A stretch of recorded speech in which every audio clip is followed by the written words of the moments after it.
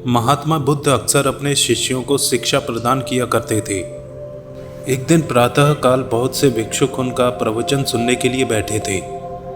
बुद्ध समय पर सभा में पहुंचे, पर आज शिष्य उन्हें देखकर चकित थे, क्योंकि आज पहली बार वे अपने हाथ में कुछ लेकर आए थे।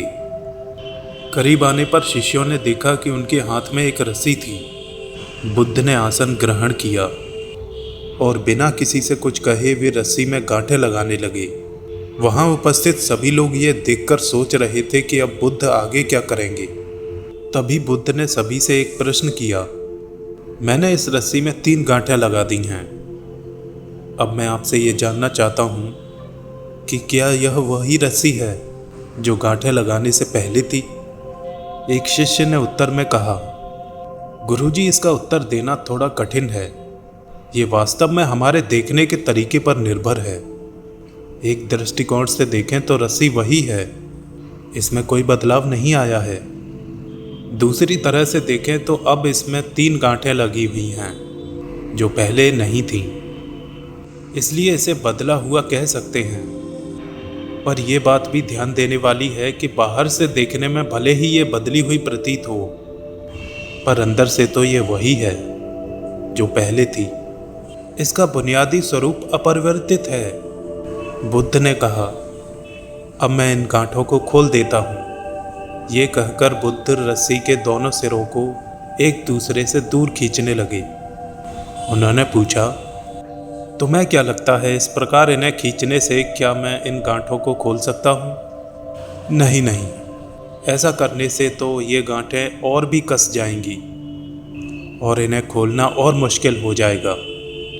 एक शिष्य ने शीघ्रता से उत्तर दिया। तब बुद्ध ने कहा, ठीक है, अब एक आखिरी प्रश्न।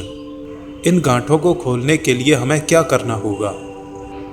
शिष्य बोला, इसके लिए हमें इन गांठों को गौर से देखना होगा ताकि हम जान सकें कि इन्हें कैसे लगाया गया था, और फिर हम इन्हें खोलने का प्रयास कर सकते हैं। बुद्ध ने कहा, मैं यही तो सुनना चाहता था।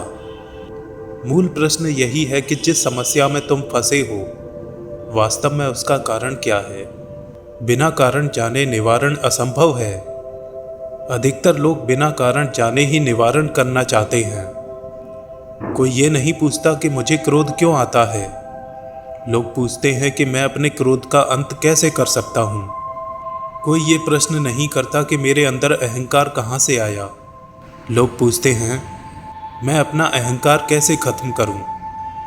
जिस तरह रस्सी में गांठ लग जाने पर भी उसका बुनियादी स्वरूप नहीं बदलता, उसी प्रकार इंसान में भी कुछ कमियां आ जाने से उसके अंदर की अच्छाइयों के बीज खत्म नहीं होते। जैसे हम रस्सी की गांठ खोल सकते हैं, वैसे ही हम इंसानों की समस्याएं भी हल कर सकते हैं। इस बात को समझो कि जीवन है तो समस्याएं भी होंगी, और समस्याएं हैं तो समाधान भी होगा। ज़रूरत है हम किसी भी समस्या के कारण को अच्छी तरह से जानें, फिर निवारण की तरफ भी रास्ता बनने लगेगा।